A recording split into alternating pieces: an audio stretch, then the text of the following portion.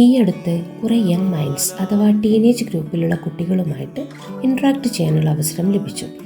അവരോട് അടുത്ത് സംസാരിച്ചപ്പോൾ മനസ്സിലാക്കാൻ പറ്റുന്നത് അവരിൽ പലരും വലിയ പ്രതിസന്ധിയിലാണെന്നാണ്. അവരെ വേണ്ട രീതിയിൽ കേൾക്കാനോ അവരോട് സംസാരിക്കാനോ കുടുംബത്തിലുള്ളവർ either the parents or the elders തയ്യാറാവുന്നില്ല എന്നതാണ്. ഞങ്ങളുടെ വീട്ടിൽ തന്നെ ഉണ്ടോ എന്നത് ഞങ്ങൾക്ക് സംശയമാണ്. ചില കാര്യങ്ങൾ ഷെയർ ചെയ്യാൻ തന്നെ തോന്നാറില്ല. കാരണം ഞങ്ങൾ പറയുന്നത് അവർ വേണ്ട രീതിയിലല്ല ഉൾക്കൊള്ളുന്നത്.